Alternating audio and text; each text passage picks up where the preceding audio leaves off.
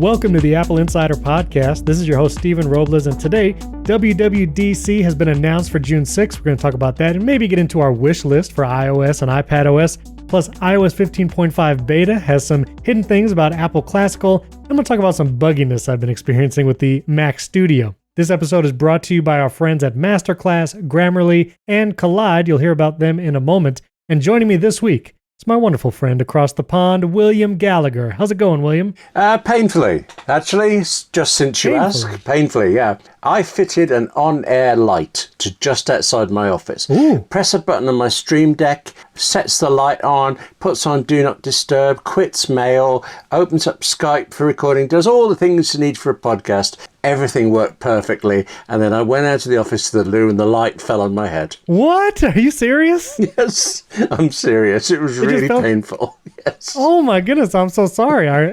How was it adhered to the wall? Badly, as it turns out. So, yeah. Oh my goodness. I'll revisit that bit, but wow, it hurt. So. Oh my god, was this like one of those big red, like rectangular clock, Yeah. red numbers and everything? Oh, it was the full on-air red light stuff. It was, I had no messing around.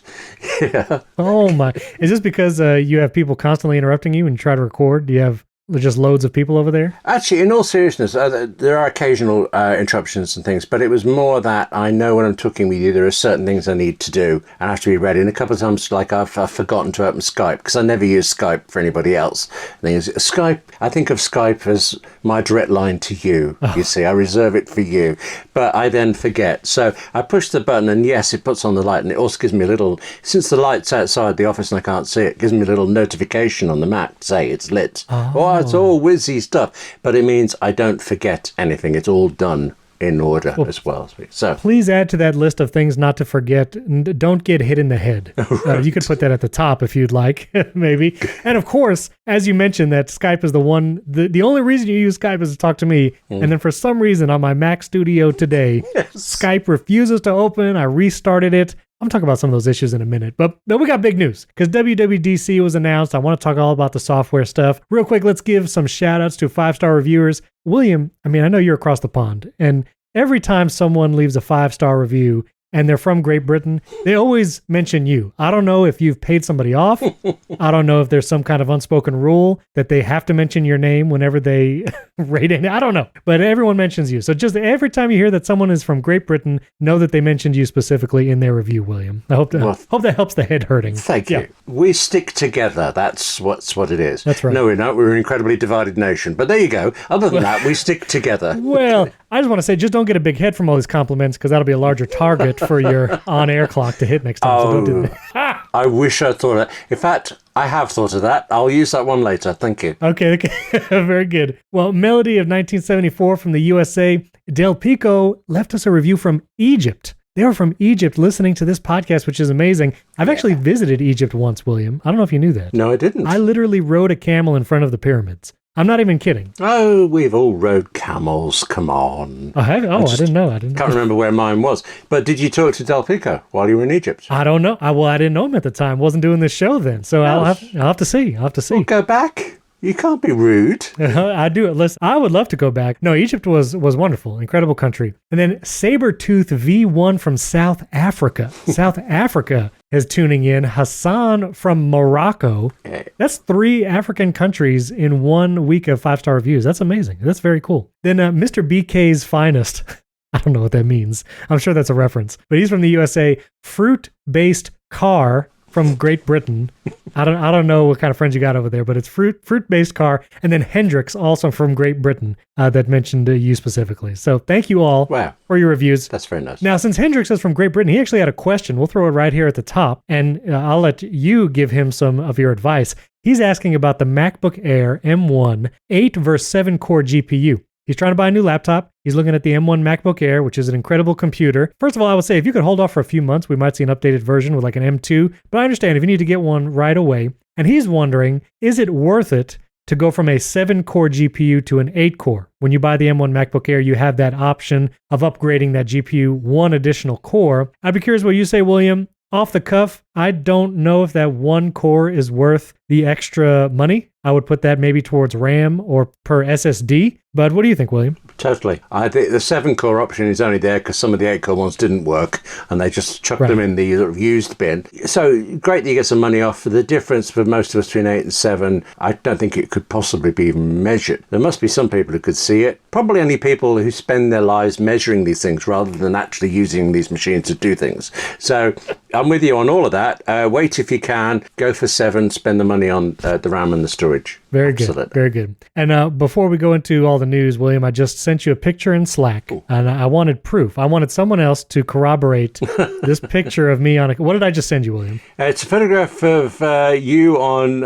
is that a dog? A cat, maybe? That'd be a very large dog, William. Well, you're quite a small person, I'm sure. Clearly, aren't you? Yeah, sure. Look, nobody's going to check this, are they? So we'll go with it. Listen, here's the deal. Well, I don't know what podcast app you're listening to, listeners, but they pretty much all support chapter artwork. Apple Podcast does this, Overcast. So this whole time we've been doing these 5-star review shout-outs. The chapter art that you will see is the picture I just sent William, which is me on a camel in front of the pyramids. No lie. This is not a Photoshop at all. I was really there. All right. So WWDC is the big news. I did want to mention real quick, I had an interview with Justin Santamaria that came out earlier this week. He actually worked at Apple for almost 10 years. Well, he originally worked on the iChat team for Mac, but then he worked on the team that launched FaceTime and iMessage. And we had a great interview. He has some stories from his time at Apple, some personal interactions with Steve Jobs. It was a lot of fun to listen to. And it was just interesting to hear some of the behind the scenes about FaceTime and iMessage, especially that moment when Steve Jobs says, FaceTime will be open standard and everyone will get to use it. And let's just say 12 years later, it's not the case. You can send a link to Android people to join a FaceTime call, but it is not an open standard. So check out the interview. I'll put a link in the show notes. That was a lot of fun. All right, William, WWDC, the invites went out. It is happening starting June 6th. June 6th through June 10th. The keynote typically happens on Monday, most likely 1 Eastern, 10 a.m. Pacific, Monday, June 6th. That is when Apple will be announcing all of the software updates, iOS, iPadOS, tvOS. It is a virtual live stream. Once again, they have not gone totally in person, but I will say that the day of the keynote, June 6th, they are actually hosting a special day for some developers and students who probably are competing in some of those Swift competitions can actually come and watch the keynote and State of the Union videos on Apple's campus in the Steve Jobs Theater. So it's not really in person. They're not inviting press, not going to be a ton of people, but this will be the first time there's anyone physically present for an Apple event like this. They'll still just be watching the video, but man, if I got an invite, William, I would go watch it in the Steve Jobs Theater. Mm-hmm. Would you? I think so, but I'd be looking at the building more than anything else, figuring I can watch the video later. Just for how many decades has there been a watch party held simultaneously with WWDC for all the developers who couldn't get in when it was in person, but obviously limited seating? There are these famous watch parties, 5 miles down the road and things. Oh. And developers would fly from all over the world to go to these watch parties. So Apple's bringing it on board.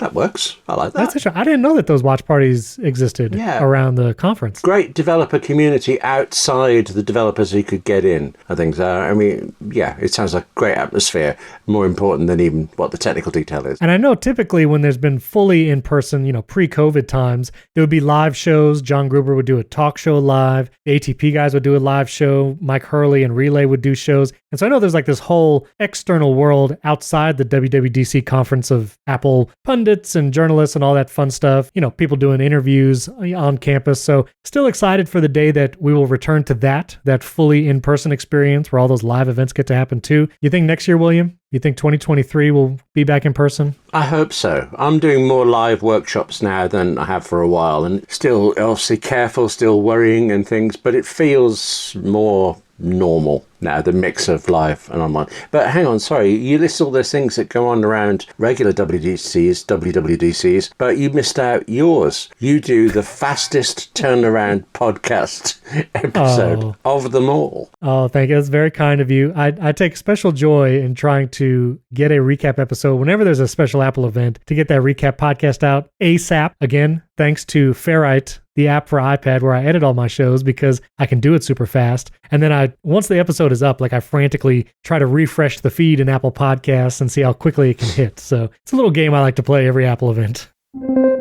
This episode is brought to you by Grammarly. Listen, maybe you're planning for the rest of 22, you're doing things for your job or you're doing content creation work. Well, having a tool like Grammarly helps you work and plan more effectively and communicate well. That's so critical. Even if it's just an email to your team or you're making a cover letter trying to apply for jobs, Grammarly can help you communicate properly and effectively. It's more than just a spelling and grammar checker. It's an all-in-one writing tool that allows you to clearly and effectively communicate your ideas. It's free to download. You can integrate it into your daily life. You can use it in things like Gmail, do the browser extensions. It's really everywhere. I actually use Grammarly every single week when I do the Apple Insider articles for the podcast. I run everything I write through Grammarly, and it helps so much. Not only catching typos, but helping me change passive voice to active voice, checking for commas, removing unnecessary commas. And I love that tone detector and formality level, especially if you need to, again, write a communication email or you're applying for a job.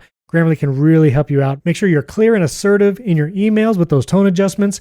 You can rewrite hard-to-read sentences more clearly. Grammarly Premium's full-sentence rewrites help you effectively convey your ideas and avoid miscommunication. That's a big deal. And Grammarly Premium's clarity suggestions simplify sentences to get your point across faster. So get through those emails and your work quicker by keeping it concise, confident, and effective with Grammarly. Go to grammarly.com/AppleInsider. Sign up for a free account. You can use it totally for free. And then when you're ready to upgrade to Grammarly Premium, get 20% off for being an Apple Insider listener.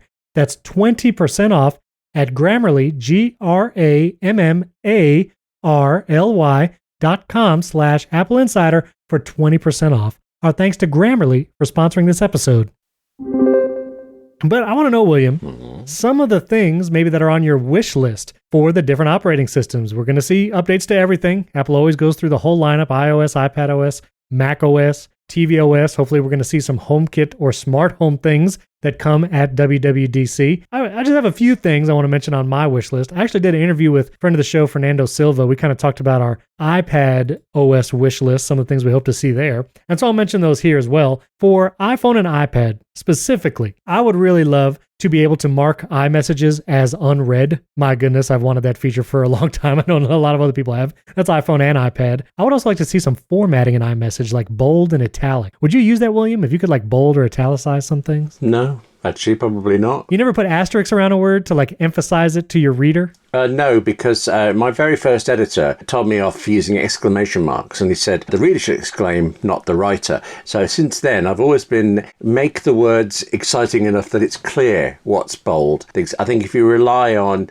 extra emphasis, bold, or even ugly, underline, you're one step away from using emoji, and then, you're lost completely. Wait. Okay, first of all, this might turn into a whole philosophical discussion about whether or not to emphasize words so the reader knows. You have to use exciting enough words so they don't need emphasis. Okay. Yeah. But are you saying, William, you don't use emoji either? No. Like none? None. Never. William. A winking smiley face can communicate a lot. The smirk, I use the smirk all the time on Twitter and an iMessage. What is the vendetta against the emoji? Smirking is bad for your health. That's all I can say to you. Dropping a clock on your head is bad for your health. I think using emoji is plenty fine. Yeah, fair enough. What? You just don't like it? Yeah, I think in text, I write all the time, and I'm a script writer, so dialogue is just the thing I love the most in writing. And so messages and emails and things, it's me talking with someone, it's dialogue, and I never stop in a real conversation to go hashtag upside down bracket 2 colons dash or something like that. I never describe an emoji, so I never use them. There you go. I'm going to be communicating to you strictly in emoji from now on in Slack. Yeah, let's see how well that goes. I want to see if you can interpret my messages there. Okay, well, this is a startling revelation. I'll have to recover a little later. Some other things I would hope for: clipboard management built in. I doubt this will come to iPad or iPhone, but maybe Mac would give us a built-in clipboard manager where you can see the last 50 to 100 things you've copy and pasted. I use Pastebot for that now. It works great, but I would love for Apple to take a crack at a first-party version of that. On iPad specifically, multi-app audio devices. I've been banging that drum for a while, but basically where multiple apps on iPad can use like a USB microphone as the input. Right now, only one app at a time can use it. On iPhone and iPad, interactive widgets I think would be good, where you can like add a task in the Things widget without having to open the app, or maybe interact with other apps just from the widget, like play pause on a podcast widget, like from Overcast or Pocket Cast without having to open the app. I think that'd be great. great. I think the Mail app across all the devices needs a major overhaul. It works fine, but things like adding an attachment is still pretty obscure for people who don't know how to do it. Being able to snooze emails across services and let Apple handling the snoozing in the background, syncing that over iCloud, I think would be a great feature. So I think Mail needs overhaul. So does contacts and calendars, let's be honest. A standalone password app on all the platforms. We've talked about that before. And I don't think this is coming, but multi-user support on iPad, especially for like kids shared devices, I think would be pretty powerful. So those are some of my wish list things. Also shortcuts improvements on Mac, just overall. But I don't know, William, what are some features that you would hope Apple brings WWDC time? Well, no. You're not going to go away from this, though. You can't just throw these out. I think, Okay. most of the ones you said there about the Mac, basically, you want Apple to Sherlock some very good third-party developers. I mean, I use Pastebot, I use Alfred, I also use Keyboard Maestro for the clipboard manager stuff in different places. What else is there? It just seemed like passwords managers. What's wrong with good old 1Password and things? Well, you would have them be destroyed. Listen, we know that even when Apple Sherlocks an app or service, at best, acqui-hires them, like the workflow team that turned into shortcuts. At worst, just doing a feature, not buying the company or developers and just making them compete. You know, a lot of times those third-party apps still have a life of their own. I mean, the fact that we have Pastebot and Keyboard Maestro means that there's a market for multiple clipboard managers. I think they would still be successful. You know, people who use Pastebot, I use Pastebot, I love it. They might have features that Apple doesn't include. And so those are reasons to use those third-party services. And the password management thing, you know, we've talked about 1Password and the whole taking rounds of investments and how that works and, you know, whether it's getting like a bloated thing. So I would just love the option. I mean, Apple already does the password saving. Technically, they already Sherlock some of the features 1Password has. I would just like to see Apple move those features into a standalone app to make it a little easier to access and manage those logins. So that makes sense. That's mainly what I'm looking for. Yeah, I'm persuaded there. Okay. What about you? Well, maybe it's just a lack of imagination on my part, but everything I want is really quite small. You mentioned adding attachments in email, but I actually think detaching attachments is a problem. I have to show people sometimes to use where you hover the mouse to get the extra controls and tell them to choose save all, even if there's only one attachment, because choosing save all opens a dialog box so that you choose where it's going to go and different things like that. And I find that very counterintuitive. I really like Mail. Actually, I keep going away to other apps and they break, they fall over, and Mail never does. So I keep coming back. But I would like to see more integration between Mail and I'd like to see Mail using a share sheet more. Being able to just chuck things straight into my OmniFocus to do app would be a real boon for me. That would be nice. And I love Safari's translate feature, and I'd like there to be more languages. But it's also, I mean, it's not hard, but waiting for the URL to change so that it stops saying translation available and has a little icon that you can click and then choose from the menu, translate to English and things. When you're doing it a lot, I find it a chore. So I've actually created another Stream Deck button. I get Keyboard Maestro to look for that icon, and when it sees it, click it, and when it sees the menu pop up, click on translate to English for me. And can I just have a keystroke? Sorry, Safari, God, this is the one. This is all. Please, I beg for this. I love tab groups. Yes. If I didn't already like Safari, tab groups would be the thing that locks me into it. I think it's great. Except, unless you please know better than me, the number of times I can't find a tab because I don't know which group it's open in, and I have to go through every single group, usually to find out what is making this noise. Safari shows that little icon on the tab. Well, yeah, but if you can't see that tab because you're in a different group, it's a slog to find your way through. So one button, please, to show all tabs, or let me search all tabs. That's what I would like. That's okay. And then I'd be happy. That is very good. I'm still getting used to tab groups. I'm using them more and more, and I have to remember not to close tabs in a group. Like I now have a tab group that has all the pages I need to publish this podcast. So in this tab group, I'll have our podcast host, I have the Apple Podcast dashboard, I have our sponsors, I have spreadsheets that I put info in. So I have all those tabs set. But my habit in the past has always been, as I accomplish a task, I'll close the tab that I no longer need it. But with a tab group, I'd be messing myself up. Then that tab is not going to be there the next time I need it. So I'm trying to get in the habit of using those tab groups, but not closing them constantly. and messing up the group. I'm having a weird, I'm sure it's my system, but I keep finding that tabs I have closed do reopen. I go to another Mac or something and they're back. And it could be from weeks ago, they're suddenly there. And more annoyingly, I open a new tab and it immediately closes. I think something is syncing wrong somewhere and I don't know what to do about it.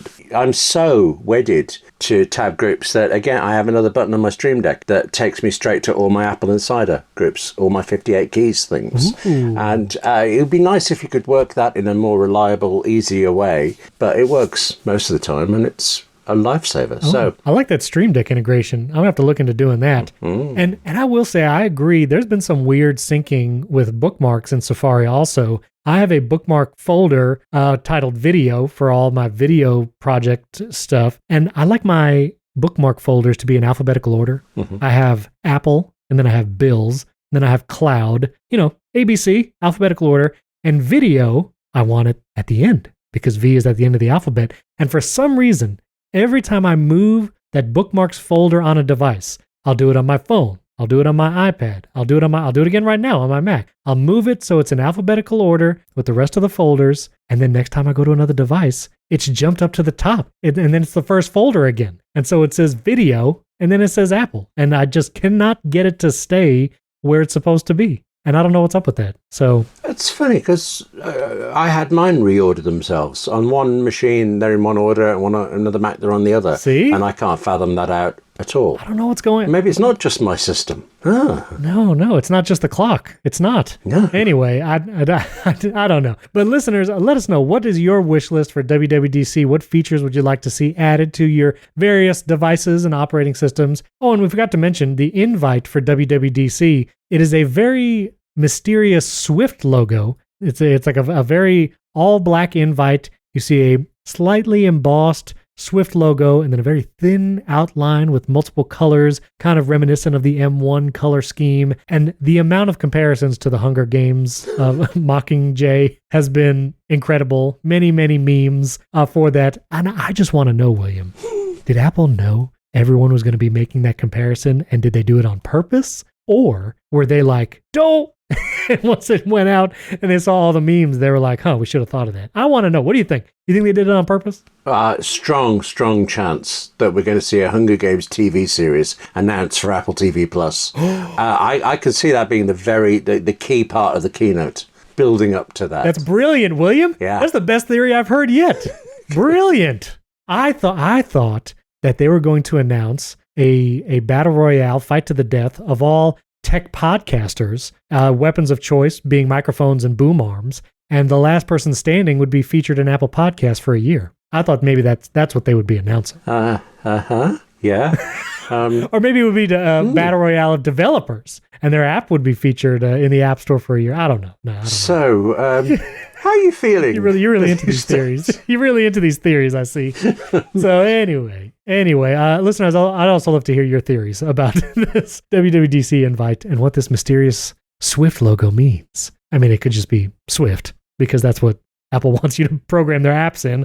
But anyway, also on the heels of the WWDC announcement, iOS 15.5 beta was released. Not any huge features here, no new features announced, but in the code of the release, there are multiple references directly to Apple Classical. It's mentioned by name. Previously, this was only found in like the Android builds of Apple Music, but now it's actually in this iOS 15.5 beta. It seems like Apple Classical is coming soon. WWDC, it might be one of the big announcements during the event. Just to remind you, they bought the classical music app and service Prime Phonic. Apple acquired them, again, with the intention of making a classical-specific music service. Me being a fan of classical music, I'm excited for the standalone app. I'm very curious how they actually display quote-unquote albums and tracks of these classical pieces, where it actually makes it easier to navigate, easier to find what you're looking for. So I'm excited for that. You looking forward to that, William? Yes, actually, very much. The very first day I went freelancing, the magazine I left, they'd given me Mahler's Fifth Symphony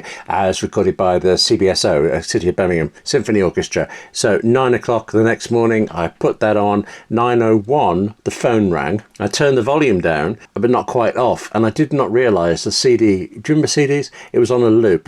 For the entire day, this gorgeous piece of music was playing, but it was also making me incredibly depressed, and I was miserable by the end, I thought, why? This is going well and things. So I have a slightly, well, it's not love-hate, it's more love-cautious thing with classical. But the fifth is a favourite now. So listen, that classical music has great effect on you. One of my favorite pieces is from Mozart's Requiem, the Lacrimosa movement, which is literally day of mourning, day of sadness, as it translates from the Latin. And I think it's because I'm dead inside. That's why it's one of my favorite pieces. But I'm very much looking forward. No. Okay, no, I can out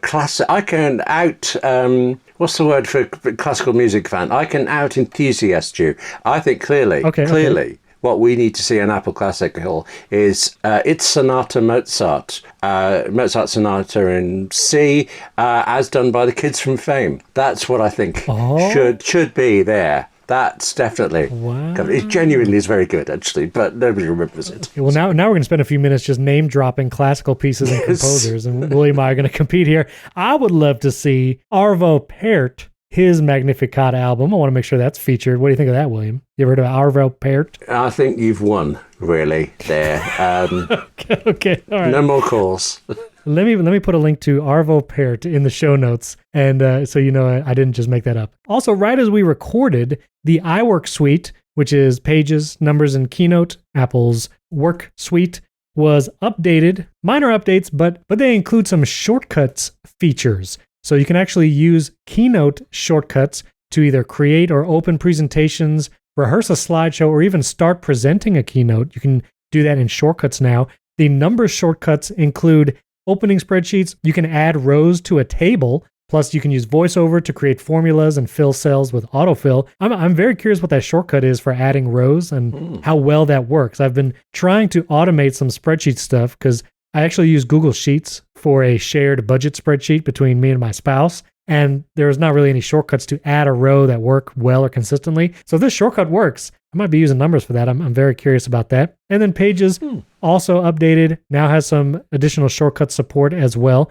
So welcome updates, for sure, to the iWork suite. That I might revisit my own. I have a spreadsheet that I update twice a week or something like that. And I do it from this like a block of text, a prose text I get. And then I use Keyboard Maestro again and some regex in it to separate out all the parts, load up the spreadsheet, pop it into all the places for it. But I understood regex when I did it. I don't anymore. So if it ever goes wrong, I'm like, Regex is like, I don't know, it's like shrouded in mystery to me. You know, I'll Google it, and then, you know, I'll end up on some like Stack Exchange forum, and it says, just do this for the regex, and it'll work great. And sometimes it works. Yes. Sometimes, I don't know, I summon a Balrog. Like, I don't know what's going to happen when I use regex. It's a little mysterious to me. I'm dropping a lot of references today. I feel pretty good about that. I just want to state that. Yeah. Regular expressions. I keep go straight. I like the hip regex user I am. I just call it reg, really, but it is regular expressions, and I'm amazed how useful it is and how often it turns up in shortcuts and things. Absolutely. I feel like I don't want to knock myself too much here, but it's right at the cusp of my interest / understanding. I like messing around with this stuff, especially if it means I don't have to write anything for a bit. But there comes a point when I come back to the writing, and regex is right on the horizon of that for me. Yeah, it is very useful, especially in shortcuts. I have a shortcut that formats all the show notes from the shared Apple Note that we have, makes it into HTML, adds sponsors and all that, and regex is a big part of that, you know, being able to find and replace certain things. So you see, you knew it already. There you go. Oh, yeah. /n/n, something about a paragraph break. I've got that on a t-shirt, you know, it's... That could be our first merch, William. Just /n. That'd be great. That's a good t-shirt. A basic Apple guy. I'd love to see a /n shirt.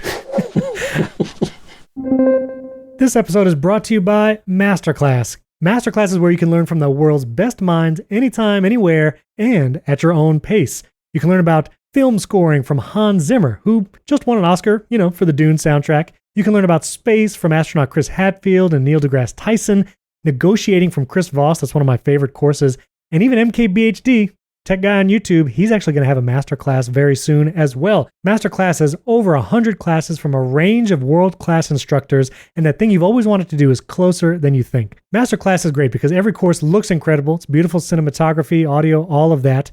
And each lesson, if you do a class, they're usually broken up into like 10 or more lessons. Each lesson is about 10 to 15 minutes long. Great to do on a lunch break or binge an entire class in an evening. And you can hear from, again, some of the best minds. Samuel L. Jackson also has a class. I recommend that one.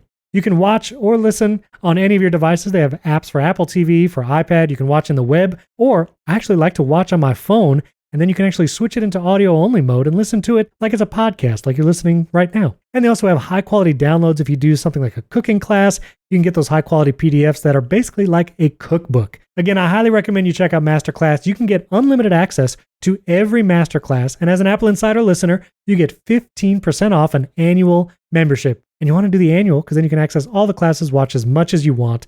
Go to masterclass.com/Apple Insider. That's masterclass.com/Apple Insider. The link is in the show notes as well. Our thanks to Masterclass for sponsoring this episode. All right, I also want to mention Google Maps app has been updated on the iPhone. It's added streetlight data, enhanced buildings, toll roads, things like that. But the big update is you'll actually be able to do turn-by-turn directions using the Google Maps app on your Apple Watch without your phone nearby. So previously you would have to start the directions on your phone and then your Apple Watch could display them, but you needed the phone part. Now, if you just had your Apple Watch for whatever reason and you wanted to do a Google Maps directions, you can do it directly on the Apple Watch. I'm curious the percentage though, William, of our listeners who are Google Maps users versus Apple Maps users. I think I still have the Google Maps installed on my phone, but I've been pretty much 100% Apple Maps for a long time. I can't remember the last time I really used Google Maps. So how are you? Are you a Google Maps guy or are you still on Apple Maps? I'm Apple Maps, and I can remember the last time I used Google Maps. I had to get to an appointment somewhere and Apple Maps let me down. It took me to the middle of a field next to something. And I opened up Google Maps and I found it so incredibly frustrating. That is... To tell it, yes, that is where I want to go. Now please go. Where's the go button? I really struggled. And then I think I accidentally knocked the phone and it started working, and it took me to a different wrong place. So all in all, the experience on neither was great, but I was somewhat less chagrined about the Google Maps thing than I was the Apple one. So I stick with Apple. I will say I did visit England once, actually. Spent about 10 days over there. We still talk about you. Yeah. Yeah, thank you. But this was back in 2013, I think. It was 2013. So Apple Maps was not super mature. And I remember trying to navigate the streets of rural England. It was not useful. Apple Maps failed many, many times. And I remember in that situation, Google Maps, because especially you guys over there, you get a lot of one-way streets. You got a lot of those, the circle things, roundabouts. Right. Roundabouts. Yes. You know, a lot of roundabouts. You don't know what direction you're supposed to go, and you don't know when you're supposed to get out. You don't know the direction you've got to go. That's really a very scary thought. You going the wrong way around a roundabout. I did not drive while I was there. I had a driver because I was not about to try the other side of the road. So yes, I forgot about that. Yes. Yeah, it's kind of a big deal. The wheel's on the wrong side. It's just, How many? What countries is it that drives on that side? It's you guys, and is it Australia and South Africa or Japan? What is it? What's the country that actually changed overnight? That's fascinating how they were able to do it. I can't imagine the UK being just physically able to make that kind of massive change. And obviously there were reasons for it. And it was a fascinating story. And of course I blanked on the country. So that's very useful, isn't it? I just pulled up this article. It looks like there's a lot of countries in South and Southeast Africa that drive on that side. India, left-hand traffic, and some of the surrounding countries. And then Australia, like Papua New Guinea, the Philippines, and then Japan. So there's actually quite a number of countries. It's not just a few. It was Sweden, by the way. It has suddenly come back to me. I didn't just Google it. Back in 67, apparently. September the 3rd, 1967. If I'm going to go for detail, let's have it. September the 3rd, 67. Sweden swapped from the left to the right. Wow. That must there's Google images. There's Google images of just chaos in the streets. That I imagine that would happen for sure. All right, I'll put that in the show notes. That's pretty funny. Well, I feel like we need to mention this. This keeps coming up in the news, and I don't know if we'll ever hear the end of this. But Motherboard, there are technology journal publication. They looked at 150 police reports across an 8-month period and found that 50 of those 150 police reports were cases of women receiving notifications from AirTag that they were being followed, that they were being tracked. So they're getting those anti-tracking notifications. Now, they had a couple experts in the article, like Mary Beth Becker-Louth, which is the domestic violence community educator. She said, listen, this is nothing new. Location-based stalking is as old as GPS technology itself. It's just with the resurgence of AirTag, the popularity of any Apple product, and because of the notifications that Apple has programmed into AirTag, the prevalence seems to be increasing, but it might just be the awareness that's actually increasing. And then the EFF, Electronic Frontier Foundation's cybersecurity director, Eva Galperin,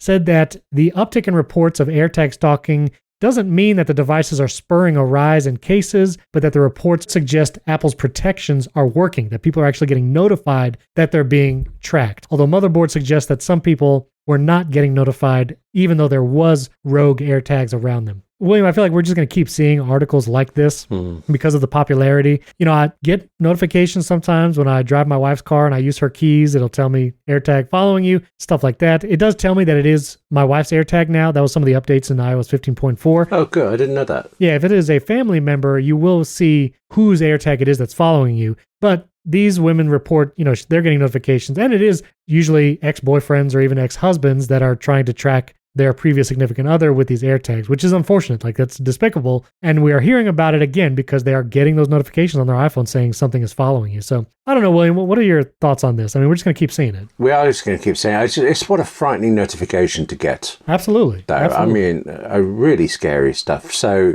but the act of the following is the even more scary part. So being warned of it has got to be a good thing, even though it's horrible. If we could just stop following people, you know, that would be great. Good. Just don't do that. Yeah. Don't do that. So, I mean, I feel like Apple has done a lot of what it can. You know, they can make those notifications more consistent, but the fact that a lot of people are getting them is testament to the anti-stalking features that they've put into it. So the absolutely terrifying thing for me is we're all talking about this now, but things like Tile had been around for a decade, and they had none of these protections whatsoever. And they're adding the smallest half token nod towards having an anti-stalking feature, and they're only doing it because of all the fuss, and the fuss is only there because of Apple. So Apple is doing a good thing. They're looking bad because these accounts all mention AirTags, but it's the presence of AirTags that's solving something I had no idea was such an easy and big problem before. Right, absolutely. So I wanted to mention this. It looks like Apple is dominating the teen market, especially here in the US. There was a survey done by Piper Sandler. They surveyed 7,100 teenagers, so over 7,000 teens across 44 states, and apparently 87% of those teenagers currently own an iPhone. 18% of those own the latest, an iPhone 13, 34% own an Apple Watch, and 72% own AirPods. But that 87%, William, I was like, wow. Yeah, Apple's doomed, really. Give up now. Yeah, exactly. There were other stats in the reports that said, too, like teenagers, like the desire to get one, even if they don't have one already, is just like skyrocketing. And I will attest, my son is about to turn 13. He wants an iPhone, let's be honest. So, you know, I get it. It's a big deal. Wait, shouldn't your son be rebelling against you and going for Windows Phone or something like that? So, funny story. I do screen time settings on my kids' devices, and when it comes to web content, pretty strict on locking that down because the internet can be a little wild. But one of the websites that, when you change your screen time settings under content restrictions for a child, if you do allowed websites only, you can put the only websites that your child can visit on any of their devices. So that's the one I do. There's a bunch of websites in there. And Apple.com is put in there by default. There's like Apple.com, PBS, and I think a couple other websites. And I didn't really bother to remove those defaults because I was like, these are all fine websites. You know, I'm not worried about PBS or Discovery Kids or anything like that. But I was talking to my son the other day and he was like, yeah, I've been on every single page of Apple.com and I've watched every tutorial video and I can basically tell you everything about every Apple device ever. And I was like, oh no. But also, I'm proud of you, son. Well done. He's on the right side. He's on the right side. I used to work on, I probably can't mention the name of it, an entertainment magazine and website here in the UK. And for all the time I was there, about 10 years ago, did I leave? Something like that. All the time, the only ambition was to increase the amount of time users spent on the site. It was like a TV guide kind of thing. So people were just coming on, what's on BBC One tonight, and they were gone. Anything to keep them on for a little longer to show them another ad. And the gold standard that they told me at the time was Apple. Because here was this entertainment site, masses of detail, all sorts of things on it. And I'm making this up now, but their figure was under 30 seconds people stayed on the site. And at that time, for some reason, their figures said people stayed on apple.com for an hour. And I don't understand I like Apple. I think Apple's site is incredibly well done, but an hour on it, I don't know. But anyway, the difference and the longing in their eyes when they told me this. It's all the teenagers. They're all visiting it. But honestly, like when you go to a product page, you have to scroll for a long time just to get to anything to click, really. True. They have all these full screen animations and it's beautiful. Like every animation is wonderful. It makes you want to scroll because you're like, ooh, that little movement of the iPhone 13s is really nice. And, I want to see the little slow-mo camera shots and all that kind of stuff. So, yeah. Actually, I think this has changed now, but back then when I was having this discussion, Apple.com was also held up as a really brilliant way of guiding you through a huge amount of information. Navigation was very clear and simple, and you knew where you wanted, and Apple took you where they wanted. And for a gigantic amount of information in a small space, it was brilliantly well done. I think it's a bit more fractured now, but still, it's very good overall. When you think about the breadth of products that Apple builds and sells, not only that, but also the software to support all of those things, it's a lot of stuff. And so when you look at their website, like just going across the top toolbar now, they used to only be maybe 4 or 5 links. And now you got Store, Mac, iPad, iPhone, Watch, AirPods, TV and Home, only on Apple, accessories, support. And then you got your bag and all this kind of stuff. Like there's a lot. Yeah. It's a lot. But I will say, there used to be one of the websites to renew their business certificates for mobile device management looked like the Apple website from 2004. Like it was just unupdated. Like they just hadn't touched it. And apparently with the launch of Apple Business Essentials last week, they've now updated all those pages. So I can't show you what it used to look like, but it was something. I'll just tell you that. It was a blast from the past. Okay, so I want to mention Twitter. This is not Apple directly, but Twitter is kind of a big in the world of Apple developer community. It's kind of the social media platform where you really see a lot of the tech stuff happen. So Elon Musk, CEO of Tesla, SpaceX, all that, he actually bought a 9.2% stake in Twitter, buying that amount of shares. And the day he bought those shares, Twitter was like, don't worry, Elon's not going to have, some kind of huge influence on Twitter, yada, yada, like nobody panic. And then the very next day, Twitter CEO Parag Agrawal said he was excited to share that Elon Musk was joining the board of directors for Twitter. He's going to be on the board. And he said, quote, "It's become clear that Elon would bring great value to the board." Now, they've made Elon something called a Class 2 director until 2024.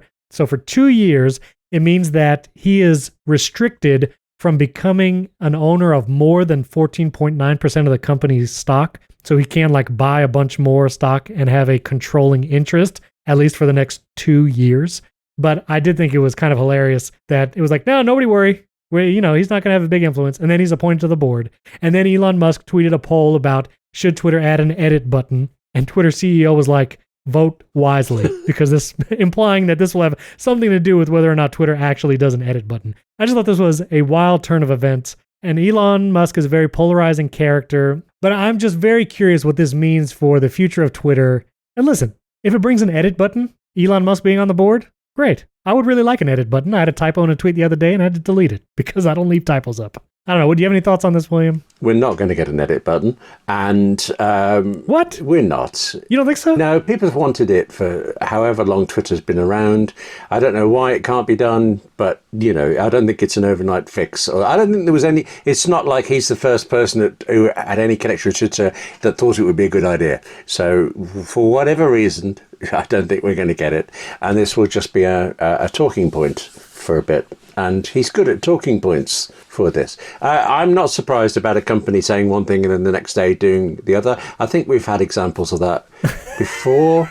Although that might just be in the UK, because we've had some incidents with certain ferry companies in the UK, shall we say. Let's just leave that for you to Google there. Okay. Now, I don't know if you saw, though, Twitter Comms, at Twitter Comms, which is the verified account for Twitter Communications, they did tweet, yes, we've been working on an edit feature since last year. Oh. No, we didn't get the idea from a poll. Winky emoji. Oh, ouch. We used an emoji there. Yeah, right. Right. Said we're kicking off testing with Twitter Blue Labs in the coming months to learn what works, what doesn't, and what's possible, they said. I think it would be really something if Twitter put an edit button behind the paywall of Twitter Blue, the $3 a month subscription service to Twitter. That would really be something. So it looks like it might be a thing, William. It might come. I don't know. In that case, you heard it here last. There won't be an edit button. Okay. Like the Apple car. Yes. You're staking the claim. Oh, yes. Not going to come. This episode is brought to you by Collide. Typically, when an organization wants to keep their security and privacy top-notch with all their devices, they lean on mobile device managers to really lock down devices, whether it's a phone, tablet, or computer. And that's something that can frustrate employees. Employees feel like they don't have full use of their devices because maybe the company's afraid of viruses or things like that. Well, Collide is the answer, where you can empower your employees to use their devices freely, but Collide will message them in Slack personally. They will send messages individually to every employee and tell them the things they need to do to make their Linux, Mac, or Windows device more secure. They send important, timely, and relevant security recommendations directly to your employees and to your partners. Visit collide.com/AppleInsider today. That's KOLIDE.com/AppleInsider. When you enter your email, you get a free gift bundle from Collide after that trial activation. So super fun. And at Collide, they know that the end users are the IT administrator's most significant untapped resource. Empower them to make better decisions about their devices and fix security issues. You can instruct developers to set passphrases on unencrypted SSH keys. Collide can find two-factor backup codes that a user might just have saved on their desktop, which is not secure. And Collide will tell them in Slack, hey, you should put those somewhere else, not there. And it will convince employees to uninstall evil browser extensions that may sell their browser history. Those are just some of the many use cases not solved by locking down devices. So you can try Collide with all its features today on an unlimited number of devices for free for 14 days. No credit card is even required. Try it out at collide.com/AppleInsider. That's KOLIDE.com/AppleInsider. Our thanks to Collide for sponsoring this episode. Okay, I have to say, William, I laughed out loud at your opening line to your article about Severance, the Apple TV Plus original TV show that has been renewed for a second season. Your article opened with this line: the disturbing, unsettling Apple TV Plus hit Severance has been picked up for a second season. And I laughed when I read that because that is very accurate. It is both disturbing and unsettling, and I can't stop watching it. Yes, William, have you seen Severance? Yeah, I'm way behind you. I'm only a couple episodes in, but I think it's fantastic. What gets me is I think we're all waiting to find out what's going on. I read, I don't know if you know that the series has been an incredibly long time in the making. First draft of the first script was 5 years ago. Well, I read that draft, and there are bits in it. It's very different. It's the same story, but very different. And there are little moments that aren't in the show yet, and you think, oh, because they're holding them back for horrible reveals later. So I'm extra scared going forward of this, and deliciously so. But I thought it was a limited run and we would have a solution. So I was a little crestfallen at first when I thought there'd be more, because I like it, but if it's going to be padded out for too long. But so what is going on with... there are things like Severance here. Basically, yes, they've announced a second run. What they've really announced is you're not going to get the answers this time. Earlier this week, as we record this, Star Trek Picard, they put out a teaser trailer for season 3, and we're only 6 episodes into season 2. So basically, we now know that Captain Picard, he's going to survive this run. I don't think we were really in any doubt, but somehow it was almost like saying, yeah, sorry, this season's rubbish. There's a better one next year. And I'm quite enjoying the season. So I honestly, when that came up on my YouTube feed, I thought this was a fan thing, not actually Paramount doing it, but it's real. So, yeah. Interesting. Yeah, I've watched every episode of Severance so far. The finale is today, as you listen to this episode, and man, the first couple episodes, I was like, there were moments where it just felt so tense and unsettling that I was kind of like watching with one eye closed, like squinting through the other. And then some episodes are very disturbing. It's not for the faint of heart. It's not like horror, but it is disturbing. Yeah. I couldn't take it if it was horror. I just, that never appeals to me. Yeah. But with this one, yes. I mean, Dan Erickson, creator and writer, a fantastic job has done with it. And great for him that he's got a multi-season order out of it. Well, he's got the order for 2, but Ben Stiller, exec producer, is saying that it's a multi-season story. So hopefully we'll get the time to see it all.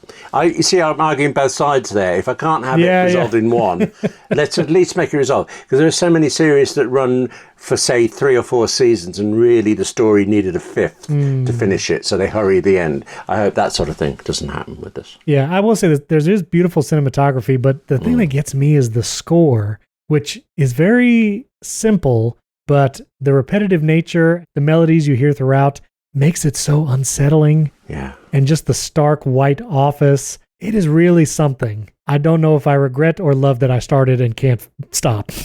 So just watch out for the waffle party, William. That's all I'll say. Okay, well, then let me throw this back at you from the original script, just out of pure interest.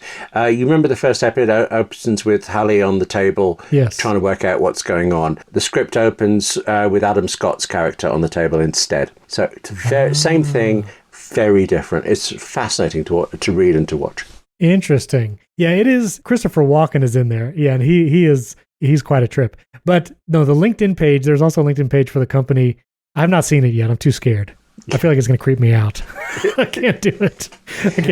It's quite subtle, actually. There's nothing overtly terrible there, but there are videos, corporate videos, and they're right. There's something just right about them. This is a real corporation, and that's deliciously well done. Yeah. Oh, my goodness. Well, speaking of streaming services, I thought this study was interesting. Nearly half of streaming service customers, which is about 46% of the population here in the United States, say that they feel overwhelmed by the amount of programming available. It was a report by analytics firm Nielsen. They said that in 2019, so just 3 years ago, there was 171,000 titles, movies and TV shows available to stream. 171,000. That's a big number. But now, instead of 171,000, there's 817,000 unique programs, movies and TV shows across all the various streaming services. And it is mind-boggling. And I feel like, yes, the amount of streaming services that you now have to sign up for if you want to watch any particular show, it feels like we really just have cable plans all over again. And I don't know if you're really saving any money anymore. I don't know. What do you think, William? Do you feel overwhelmed by all the streaming services? Well, yes and no. There are all these programs out there, but you still can't get Lou Grant streaming on anything, at least not in the UK. I find the difference of where things are and when they are and when they go away from places is a problem. But, you know, I've watched all of those programs, 817,999 programs. I have watched them. It's Ted Lasso that I haven't, but, you know, might complete the set one day. Why did I not see that coming? I don't know why I didn't see that coming. That's terrible. Okay. Yeah, thanks, William. Finally, I want to mention Mac Studio. I've been using it for, 3 weeks now? Let's see, about 3 weeks now I've been using the Mac Studio. I didn't get the Studio Display. We're not going to talk about that again. There's just so many opinions out there. just can't cover it anymore. But the Mac Studio, I really like it. It does really well editing video. But I will say it's been getting buggy. Like Final Cut has been beach balling a lot, and Compressor refused to open. And then today, Skype refused to open on it. My Stream Deck applications, I had to reinstall them earlier today because they just wouldn't open either. So I feel like there's something going on. There's some like Mac OS update that needs to come for the Studio specifically. And there's definitely an updates that need to become to Final Cut and Compressor, which Apple actually says in the footnotes of the pages that talk about Final Cut performance in the Mac Studio. It does mention that there is an unreleased version of Final Cut that a lot of those benchmarks and speeds are using. And that updated version of Final Cut and Compressor will take more advantage of the Mac Studio, I think especially the M1 Ultra chip. So there's some updates needed, and I just want to say I really hope they come soon because it's kind of annoying. Yeah, otherwise, I still really like it. I love all the ports. All my devices have stayed connected. I haven't had to disconnect my Blackmagic ATEM switcher or anything like that. So been really nice. I enjoy it. It's just curiously, you actually sound keener on it now than when I last spoke to you. I remember thinking you didn't seem overwhelmed by it. Almost, I don't think disappointed, but you weren't excited by it. And now you sound like it's great, even though there are problems. Is that? Yeah, I would say so. It is, like, I'm keeping it. I was going to evaluate for a couple of weeks and see, like, is this something I want to keep? What about my MacBook Pro? And I will definitely say I'm going to keep it. The SD card slot on the front, as small of a deal as it sounds, is actually really useful. But also the amount of ports, the power. I've been doing a lot of videos recently, and the Mac Studio has been handling them superbly. Export times are fast. Just having that built-in Ethernet jack, not having to go through a dock like my MacBook Pro did. I do really like all of it. And so it is the desktop for me. I think if you're needing a lot of power, that M1 Ultra is an option. Although I watched a lot of videos on the Mac Studio, and unless you really are doing GPU intensive tasks that would make use of the M1 Ultra, like for real, probably better just to go with the M1 Max version. Not only just for cost, but you're just probably not going to use that overhead. Like, I know for my use case, my Final Cut and compressor usage would not even touch really the M1 Ultra's power. I'm not doing 3D modeling. I'm not doing After Effects, all that kind of stuff. So if you are looking into the Mac Studio, I do recommend really consider the M1 Max version and then spend that extra money on SSD storage and RAM, because that M1 Ultra, you're really going to have special use cases to utilize that, or if you're doing like 8K red raw footage like MKBHD. But otherwise, I'm very happy with the M1 Max version, and maybe I'll be getting a studio display later this year. I don't know. We'll see if it ever is in stock again. I'm actually going to hold out for the Ultra version because I type so quickly. I think I would definitely see a difference writing in Pages very clearly. Yes. Yeah, I don't doubt it. Yeah, I'm sure. So anyway, I was really close, William, to selling my 14-inch MacBook Pro the other day. Oh. I had a friend of mine. He said he was looking for my exact model. He was offering me a good number, way more than Apple would offer in a trade-in. And I was like, can I work with just my 12.9-inch iPad Pro and just a desktop Mac? Would I be okay with my only Mac being a desktop that I can't take on the sofa and work? And so I tried living iPad only for a few days. And man, I don't know. Having that MacBook Pro, I just move so much faster on it. I feel so much more productive. I don't know, man. I feel like, you have an iPad Pro and a MacBook Pro. Yeah. Do you ever think maybe I'd just go with my Mac Mini and iPad Pro? No, actually. I got the MacBook Pro for specific projects, some of which then didn't turn out, but they were needed for it, and I needed that power on the move for it. So I got it for a particular job that it's doing really well. For me. I did think that I would drop the Mac Mini and just plug my MacBook Pro into my big monitor and use it on my main machine, and I haven't done that for some reason. I haven't even tried plugging it in. So I like having the Mac Mini doing one thing on the desk, the MacBook Pro wherever else I am, and the iPad Pro is probably the thing I'm using the least of them at the moment, but what it's great for, it's just so good for. So that's true. I'm happy. Okay. But you didn't say. Yeah, it sounds like you didn't cave and sell, but tell us definitively. I did not sell it. I still have it. And then after using the iPad Pro for a few days, trying to get like real work done, I pulled out that MacBook Pro, and it just felt so good. The keyboard and the screen and how fast it was, and just having Mac OS for work. Yeah. Like, man, this feels really good. Now, I will say, this is my final question to you, William, for today's show. Right. I ran into a bug the other day, and I want to know if you experienced this also. Do you have your iPad Pro with Magic Keyboard nearby? Yes, it's right in front of me. Wonderful. Yeah. If you could go to the Reminders app. Okay. Now, Reminders in iOS 15 added a feature for natural language input, meaning you could type, call William tomorrow at 2 p.m., and as you type that, you will see an autocomplete where you can tap and it will use the language you put, remind me at this time, to create the alert for you. You didn't have to go into the details of the task and like actually scroll and do the checkbox and all. You can use natural language to enter it and it would parse the details appropriately. Now, William, could you try to do this on your Magic Keyboard? So what am I typing? Call. So type call Stephen tomorrow at 2 p.m. Right.